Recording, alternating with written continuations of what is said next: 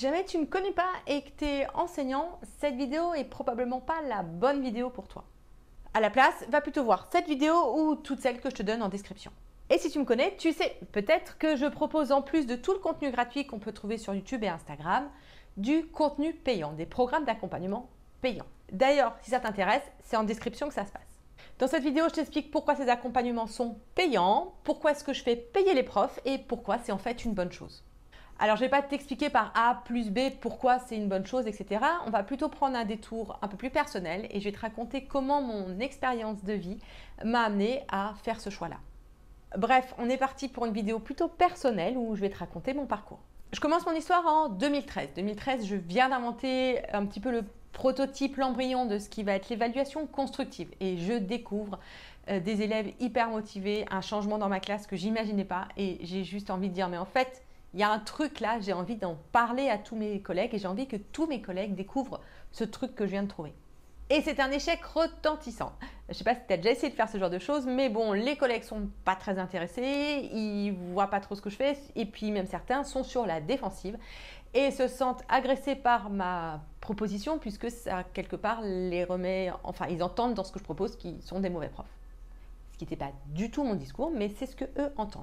Ce qui amène à mon premier constat, pour pouvoir changer les choses, les gens ont besoin en fait de deux choses. La première, c'est qu'ils ont besoin de ressentir un besoin et le besoin doit venir d'eux. Et c'est pour ça que mes collègues se sentaient agressés par ma démarche, puisque je leur donnais leurs besoins alors que c'était à eux de l'exprimer et à moi éventuellement de le recueillir. Et la deuxième chose, c'est que les gens doivent s'engager, ils doivent commencer quelque chose, être vraiment dans cette logique d'engagement et pas juste de oui, oui, je t'écoute, mais il ne se passe rien derrière.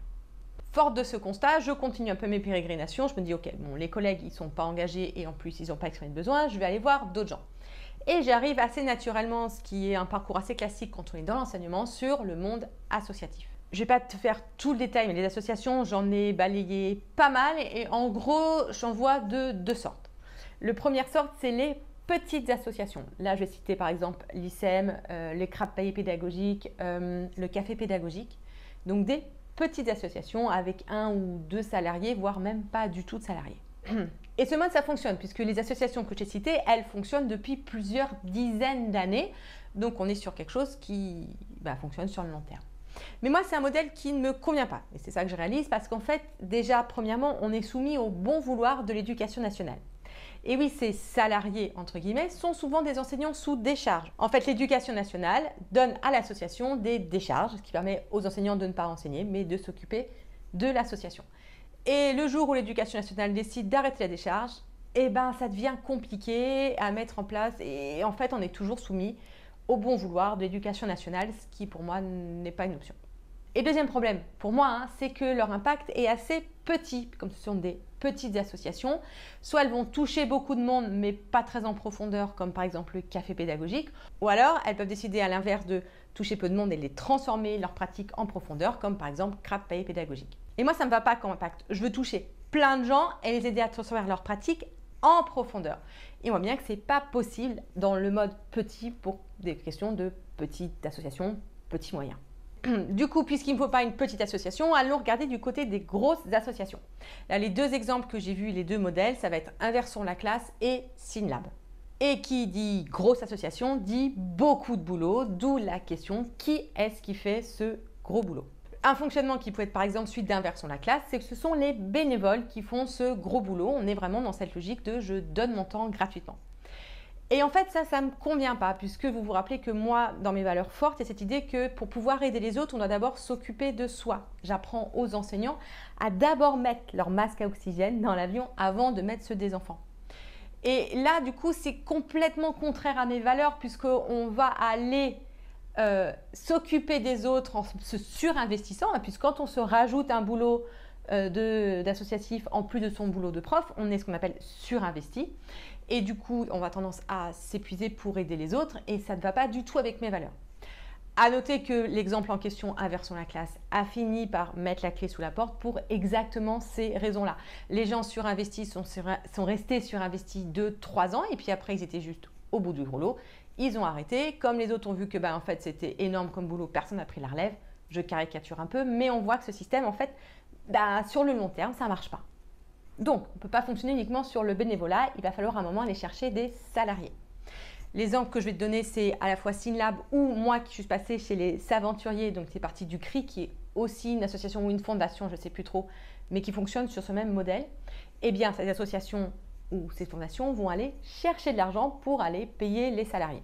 Où est-ce qu'on va chercher l'argent? Mais soit avec de l'argent public via des appels d'offres, soit chez des mécènes. Il y a beaucoup d'argent à aller chercher chez les mécènes.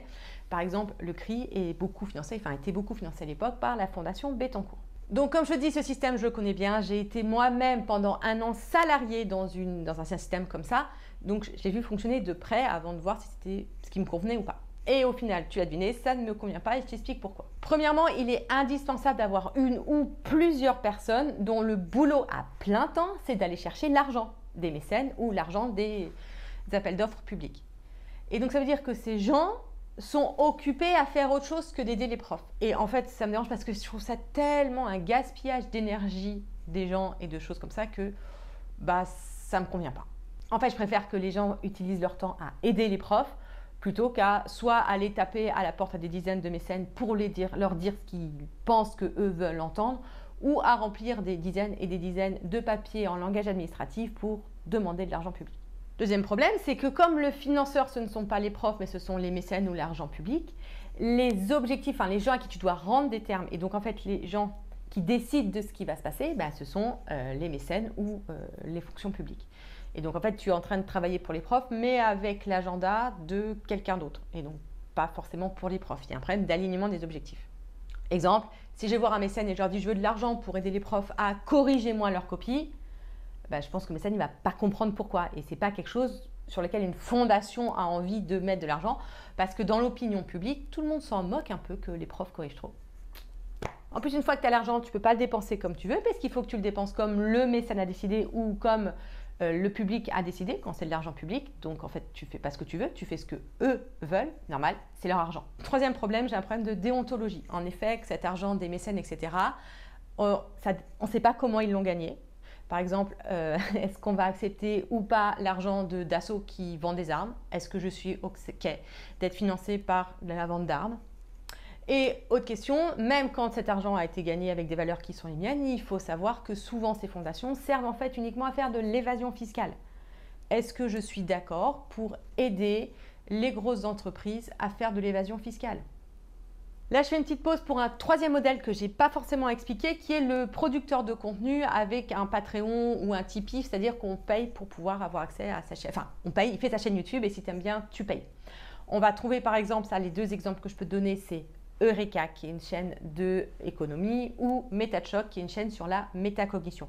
Les deux, je te les conseille. Le contenu est juste hallucinant en termes de qualité. Sur Eureka, il ne donne pas exactement ses chiffres. La dernière fois que je suis allée voir son Patreon, il gagnait une somme qui lui permettait de vivre, mais qui ne lui permettait pas d'engager une équipe. Donc, c'est un boulot qui est assez finalement solitaire. Maintenant, je sais qu'il a un livre, donc j'espère qu'il gagne un petit peu avec son livre. Mais on n'est pas sur quelque chose où on peut avoir beaucoup d'impact parce qu'on est très vite limité.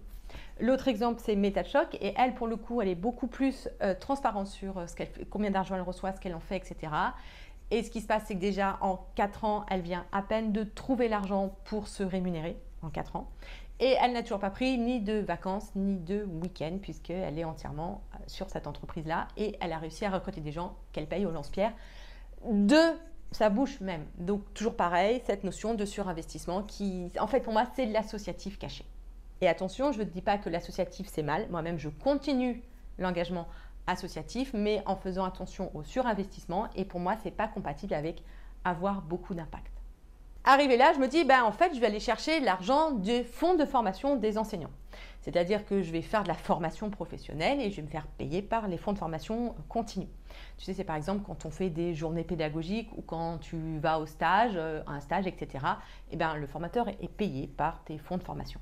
Donc au final, c'est l'employeur qui paye pour la formation de ses salariés, ce qui paraît assez logique. J'ai essayé ça de 2017 à 2021. Donc, tu vois, on peut dire que j'ai quand même beaucoup essayé. Et en 2019, donc en 2017, je commence en tant que prestataire et en 2019, je fonde mon organisme de formation, je cherchais Calliope, etc., etc. Chose que j'ai encore aujourd'hui. Premier problème, il y a beaucoup d'administratifs et donc beaucoup de charges, notamment Calliope. Ne serait-ce que passer Calliope, ça a un coût financier non négligeable. On est de l'ordre de 2 000 à 3 000 € pour 2 ans. Donc, Quand on est tout seul, c'est quand même assez important.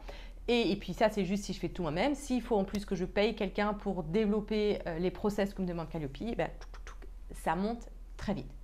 Et on se retrouve en plus avec le même problème que ce que j'ai dit avant, c'est que c'est de l'argent public. Donc en fait, tu ne peux pas le dépenser comme tu veux. Par exemple, moi, je voudrais faire de l'accompagnement avec les enseignants.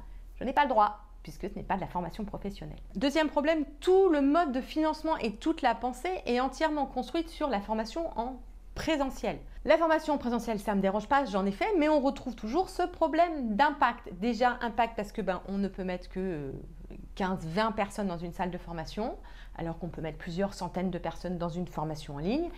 Et surtout, ça ne permet pas l'accompagnement. Une fois que les profs sont partis de la salle, les profs sont tout seuls dans leur classe. Et encore, pour moi, c'est pas possible. Et en plus, il y a un problème d'isomorphisme. Un isomorphisme, c'est quoi? C'est quand, par exemple, tu formes à la classe flexible, tu vas mettre les enseignants en classe flexible pendant ta formation. Or, moi, ceux que je forme, c'est-à-dire l'écosystème d'apprentissage, la classe adaptative, l'évaluation constructive, sont des choses qui se passent sur un temps long avec une plateforme en ligne. Et on me force à être dans une salle de classe pendant une seule journée. Donc, je ne peux pas montrer aux enseignants ce que c'est d'être dans une position d'apprenant. Donc, mon impact pédagogique aussi est assez limité. Troisième problème, comme ce sont souvent des formations obligatoires, c'est-à-dire que je viens d'un établissement pour une journée pédagogique, les profs ne sont pas engagés. On retrouve le problème du début. Il n'y a pas d'engagement et en plus, ils n'ont pas exprimé de besoin. C'est le besoin de la direction et on les force à être là. Les enseignants ont du coup tendance à avoir des réactions très agressives de façon personnelle, c'est-à-dire qu'ils vont reporter sur moi, qui suis la figure de proue, tout le manque de valorisation et toute la souffrance professionnelle qu'ils ont. Et je ne vais pas te raconter toutes les choses horribles qui me sont arrivées, mais sache que ça m'est arrivé de sortir de formation en pleurs, de ne plus pouvoir être capable de parler tellement les enseignants en face étaient agressifs. Dernier problème, on retrouve toujours le masque à oxygène, c'est-à-dire que l'argent est quand même très limité et puis il y a cette notion qu'il ne faut pas trop gagner quand même. Sauf que moi je vois très bien, comme j'ai commencé à me former un petit peu à droite à gauche, comment je pourrais gagner 10-20 000 euros par mois, pour moi en salaire. Et je sais que sur le long terme, si je continue à faire quelque chose où je gagne 2 000 euros par mois, c'est-à-dire galérer avec mon loyer, galérer avec mes enfants, etc., je vais m'épuiser sur le long terme. Ce n'est pas mon masque à dioxygène. Et du coup, je vais avoir tendance à avoir envie d'aller partir sur quelque chose qui fait gagner plus d'argent. Si ce point-là t'intéresse, dis-le moi, je ferai une autre vidéo dessus parce qu'on est vraiment sur des questions de mindset par rapport à l'argent et c'est hyper intéressant, mais je n'ai pas le temps de tout détailler.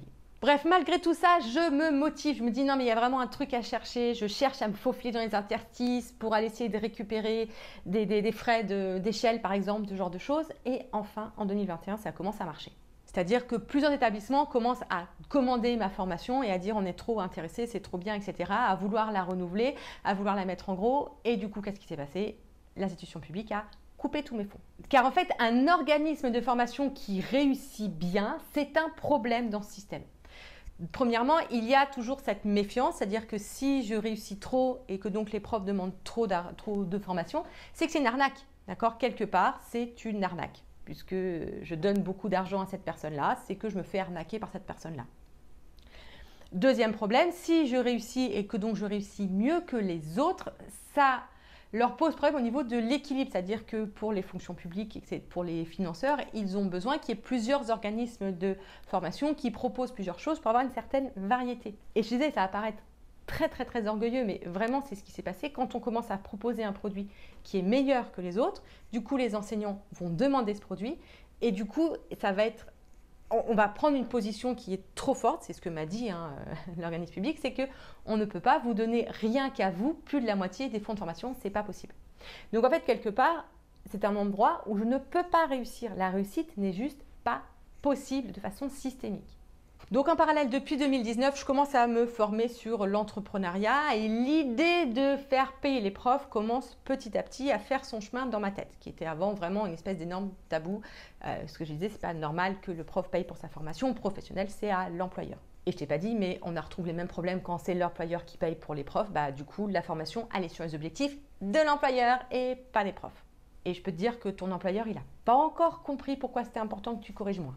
Bref, je vois que ça commence à marcher aux États-Unis, c'est-à-dire qu'il y a des gens qui commencent à vendre des formations pour les profs payées par les profs et qu'ils arrivent à en vivre. En parallèle, je commence aussi à me former à l'économie, au modèle systémique de l'économie et je comprends que l'argent et la richesse, ce n'est pas un stock, c'est un flux.